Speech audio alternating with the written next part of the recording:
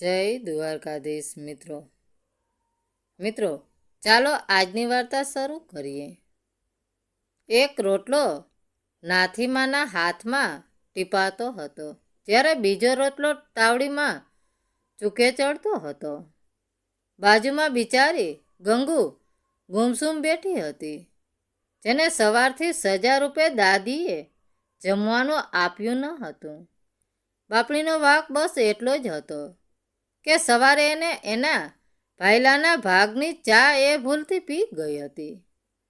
આખો વરસ જેવડો દહાડો વીત્યો તો એ ડોસીને લગી રહી દયા ના આવી આ ફૂલ જેવી દીકરી પર ન આવી કે લાવ એને બટકું ખાવાનું આપી દઉં કે ફાડ રોટલોને ગોળ આપું। ગંગુ આખો દિવસ ખાવા માટે વલખા મારતી રહી। બપોર સુધી તો એને પીપળા પર રાખી હતી, જેથી નીચે એ કંઈ ખાઈ ના લે। આખો દિવસ એ બૂમો પાડતી રડતી રહી। બપોરે એને પીપળા પરથી નીચે ઉતારી ને સાંજે છેક 4 વાગે પડોશમાંથી ચૂલાની પાળી પર પડેલો વાસી પહેલો રોટલો બટકું ખાઈ એને દિવસ કાઢી નાખ્યો। દાદી સાંજે જ્યારે રોટલો ચૂલે ચડાવતા હતા ત્યારે એને ભૂખ તો એવી લાગી હતી જાણે કાચો જ રોટલો ઉપાડી લે, પણ ડોસી જોડે સળગતું લાકડું લઈને બેઠા હતા।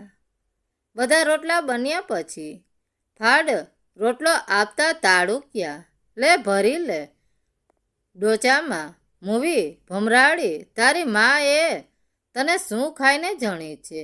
આખો દિવસ ખાવું ને બસ ખાવું। રાણ જન્મતા વેત મારી કાં ન ગઈ? કયા ચોઘડીએ જન્મી કે જન્મતા વેત મારો દીકરો ભરકી ગઈ? ગંગુની મા સવિતા એક ભર્યા ભાદરિયા પરિવારને મૂકીને સાસરે આવી હતી। પિયરીએ ખૂબ જાહોજહાલીમાં ઉછરેલી સવિતાએ સાસરે આવી ત્યારે એ કોઈ દિવસ ખેતરે પણ ગઈ ન હતી। કામ કરવાનું પણ કોઈ ભાગે આવે નહીં। સાસરે આવી ત્યારે રંભા જેવી લાગતી એની પાણીદાર આંખોને છેક ઢીંચણ સુધી આવતા લાંબા વાળ જોઈ કોઈ પણ એના રૂપ પર મોહી પડે। એના વર્તનમાં સૌમ્યતા હતી, વ્યવહારમાં કરુણતા હતી। સવિતા એના ગામમાં 8 ચોપડી ભણી હતી, જ્યારે દીકરીને ભણાવતા પણ નહીં ત્યારે એના દાદાએ એને 8 ચોપડી સુધી ભણાવી હતી, એટલે એને શિક્ષણની કિંમત ખબર હતી। ને પછી બીજલ જોડે એના લગ્ન ગોઠવાઈ ગયા હતા। બીજલ પણ ખૂબ ઠરેલ અને સમજુ છોકરો હતો।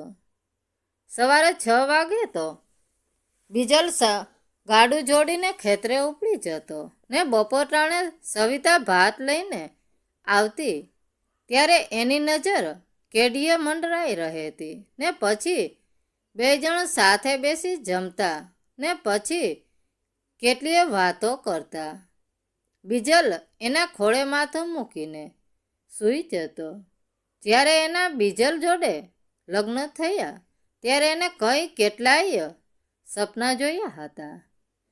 શહેરમાં ઘર લઈશું, બાળકોને ખૂબ ભણાવીશું, ગણાવી મોટા સાહેબ બનાવીશું અને પછી સુખ દુઃખ તડકા છાયામાં જીવન વિતાવશું। પણ ધાર્યું કયા ક્યારે કોઈનું થાય છે? વરસ આવવાની તૈયારી હતી। બીજલે બધા ખેતરો ખેડી તૈયાર રાખ્યા હતા। જેવો વરસાદ પડે કે તરત વાવણી કરવાની તૈયારી બધી કરીને રાખી હતી અને વરસાદ પણ એવો જ પડ્યો એટલે લગભગ બધા જ ખેતરોમાં વાવણી થઈ ગઈ હતી। બધું જ બરાબર ચાલતું હતું, પણ એક રાતે વરસાદ અને વાવાઝોડાએ માંજા મૂકી ન હતી। નદીઓ ગાંડીતુર બની દોડી રહી હતી ને સતત એકધારો વરસાદ હતો, જેથી વાડીએ પાણીની મોટરમાં કરંટ ઉતર્યો હશે, જે લોખંડના સળિયાથી લઈને લોખંડના દરવાજા સુધી લાગતો હતો. બિજલને એ દિવસે ઘેર જતાં મોડું થઈ ગયું હતું. એને થોડો પણ ખ્યાલ ન હતો કે દરવાજે કરંટ આવે છે. બિજલ જેવો દરવાજો ખોલવા ગયો કે ત્યાં જ ચોંટી ગયો અને ત્યાં જ એમનું પ્રાણ પખોરું ઉડી ગયું. રાતનો સમય હતો એટલે કોઈને જાણ ન હતી કે શું બની ગયું. ઘેર એમ હતું કે બિજલ ખેતરે જ ઓરડીમાં સૂઈ ગયો હશે. કોઈને ખ્યાલ ન હતો કે ખેતરે શું બની ગયું છે. છેક સવારે જ્યારે ખેતર પડોશીએ બિજલને જમીને ઢળેલા જોઈ જાણ કરી ત્યારે છેક ખબર પડી હતી. પણ હવે ખૂબ મોડું થઈ ગયું હતું. એના દેહમાં કોઈ હલચલ ન હતી. શરીર સાવ કાળું પડી ગયું હતું. સવિતાને જ્યારે જાણ થઈ કે બિજલ હવે આ દુનિયામાં નહીં, ત્યારે જાણે પગ તળે જમીન સરકી ગઈ હતી. એને તો સૂઝબૂઝ નહોતા રહ્યા. છેક 2 દિવસ પછી તો એ ભાનમાં આવી હતી. એના સમજણના બધા રીત રિવાજો, ઘણી પાછળ બંગડીઓ ફોડવું, ગળામાંથી મંગળસૂત્ર ઉતારવું, એ બધું બેસુધ હતી ત્યારે જ થઈ ગયું હતું. બિજલ પાછળ એક 3 વર્ષનો દીકરો અને સવિતાને એકલી મૂકી ચાલ્યો ગયો હતો.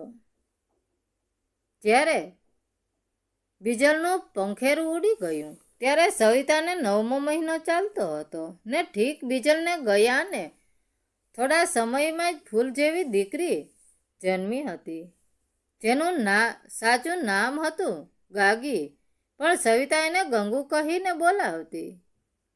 ગંગુ 4થા ધોરણમાં ભણતી હતી. ભણવામાં ખૂબ હોશિયાર એટલે સાહેબની એ ખૂબ લાડકી હતી.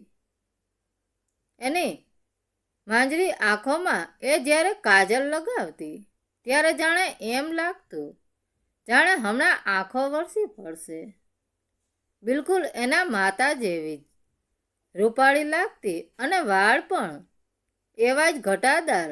દાદીનું ગંગુને લાત મારવું અને એના સાહેબનું ડેલીમાં પ્રવેશવું બંને ઘટનાના એક સાથે બની. ગંગુ કેટલાય દિવસથી સ્કૂલે નહોતી ગઈ એટલે સાહેબ એને ઘરે પૂછવા આવેલા કે બીમાર તો નથી ને, હમણાંથી સ્કૂલે આવતી નથી. સાહેબ હજી મોઢામાંથી બોલે કે રામ રામ માંડી ત્યાં અડધો શબ્દ મોઢામાં જ રહી ગયો અને સાહેબ તો હેબતાઈ ગયા. આ શું થઈ રહ્યું છે? સાહેબને જોઈ નાથીમાં શરમાવાની જગ્યાએ વધુ ઉકાળ્યા. આ મૂવી મરે તો આઘી જાય અને કોઈ રોગે લાગુ નથી પડતો. એ અમારે એક ગામની ગાળ ઓછી, એની મા તો કાંઈ ધ્યાન આપતી નથી.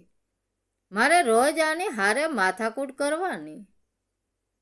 દાદી એને બાવડું ઝાલી તતડાવી રહ્યા હતા. સાહેબ એક પણ શબ્દ ના બોલી શક્યા. ગંગુનો હાથ ઝાલી ઊભી કરી ને પાસે બેસાડી.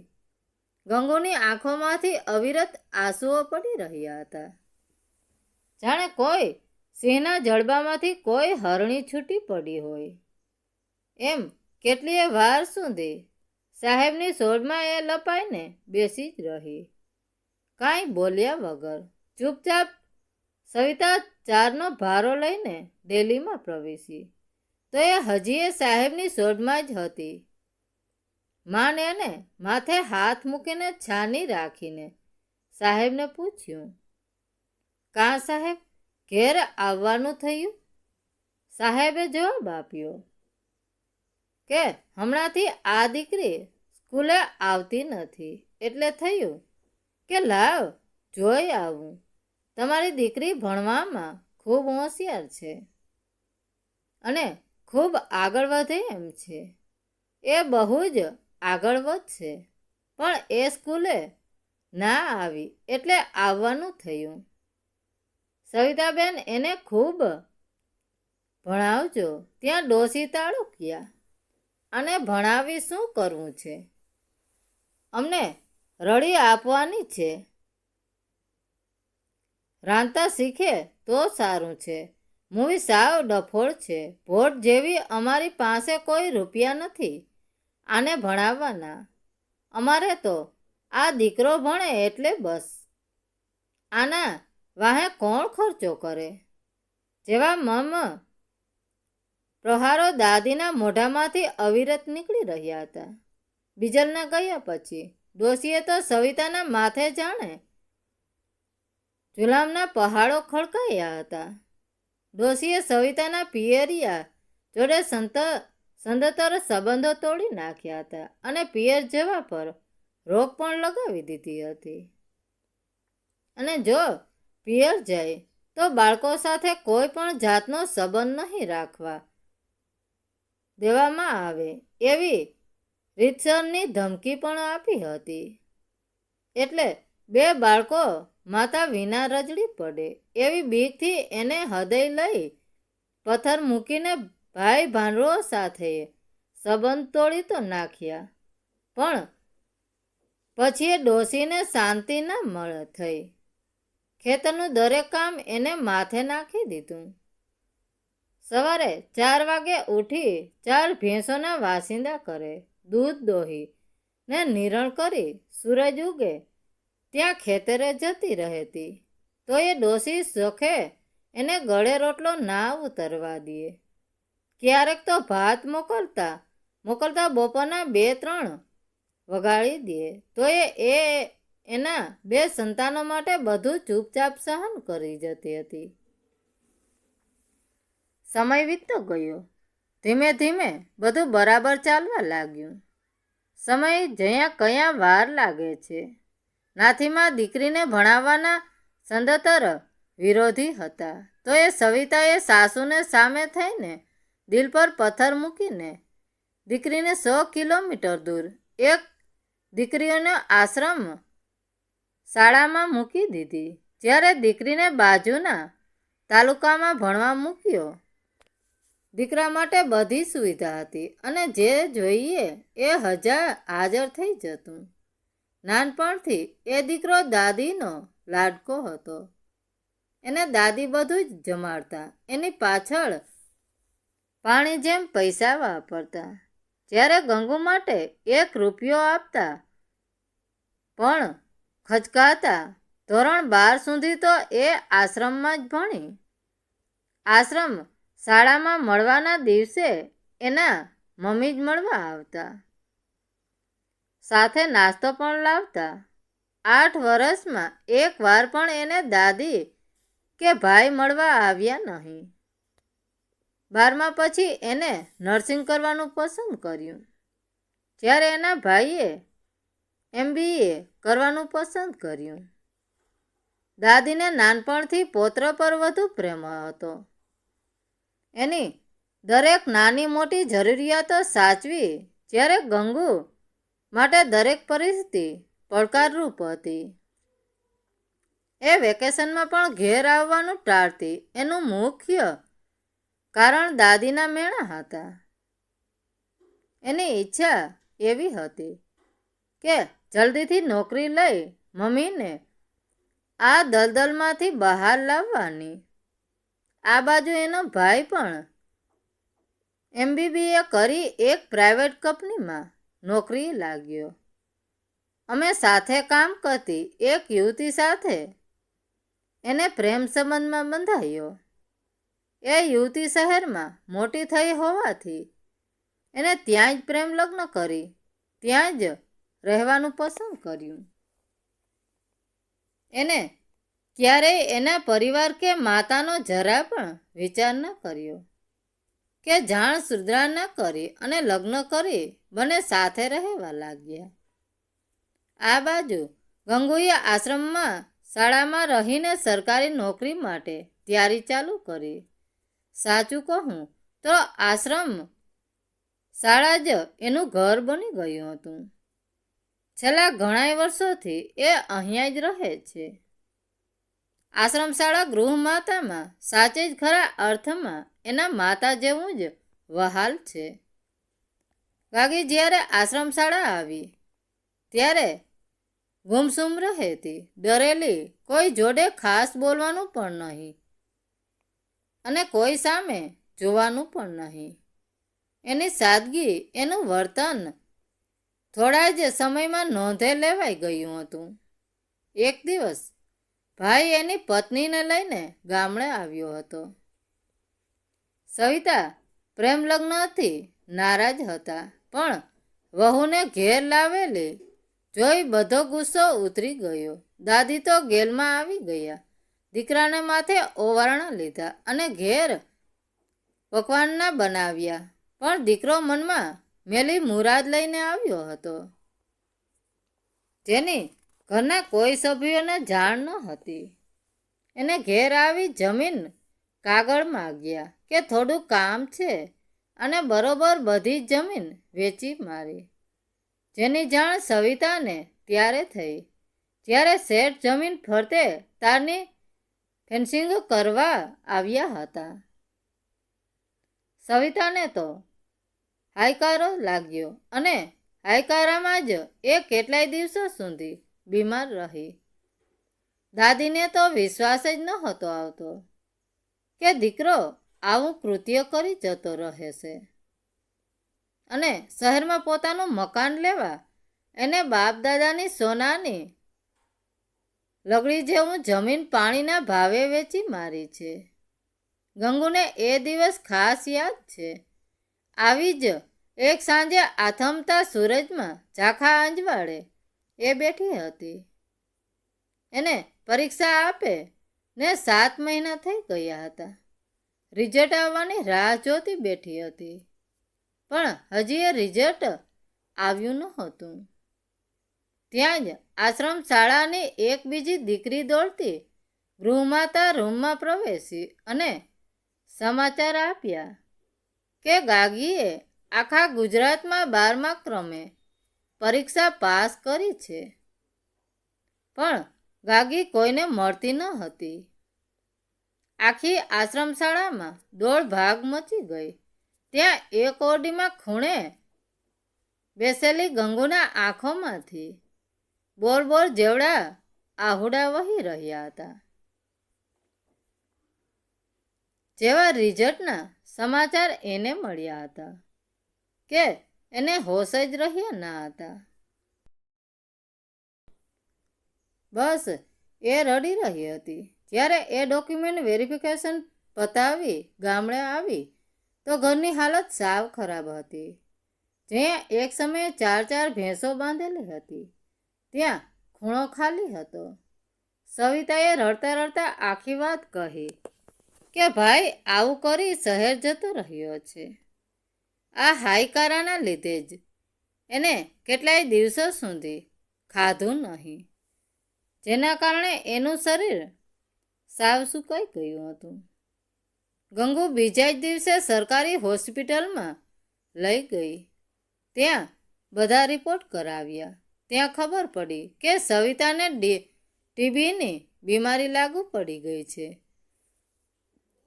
દવા તો કેટલીય કરાવી, પણ સાવ ટૂંકી માંદગીમાં સવિતાએ આ ફની દુનિયાને અલવિદા કહી દીધી. ગંગુ કેટલાય દિવસો ગુમસુમ બેસી રહેતી, માતાને યાદ કરી ખૂબ રડતી.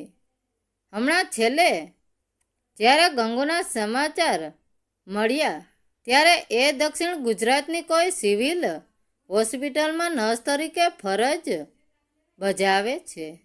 રોજ સવારે 6 વાગે ઉઠે, લકવાગ્રસ્ત પથારીવંશ દાદીને નવડાવે, એમની દૈનિક ક્રિયા કરાવે અને પછી ચા નાસ્તો કરાવી પોતે નોકરી જાય છે. દાદીની સંભાળ માટે એક બહેનને રાખ્યા છે. જ્યારે ગંગુ નોકરી જાય તો દાદીને કોઈ તકલીફ ના પડે. સાંજે આવી દાદી માટે જમવાનું બનાવે, એને બેસાડી જમાડે અને પછી પોતે જમે છે. આ ક્રમ છેલ્લા 8 વર્ષથી ચાલુ છે. દાદીની સેવા કરવા એને લગ્ન નથી કર્યા. જોકે એનો લગ્ન પરથી વિશ્વાસ જ ન ઉઠી ગયો છે. લકવાની અસરને લીધે દાદીથી કંઈ બોલી શક્યા નથી. આજે પણ જ્યારે ગંગુએના શરીર પર પડેલા જૂના ઘાવ જેવું છે ત્યારે એની દાદીના પેલા શબ્દો યાદ આવી જાય છે. મૂવી રાણ જન્મતા વેત મરી કેમ ના ગઈ? મિત્રો, વાર્તા કેવી લાગી? સારી લાગી હોય તો કોમેન્ટ કરીને જરૂર જણાવજો. ધન્યવાદ મિત્રો. રાધે રાધે. જય દ્વારકાધીશ.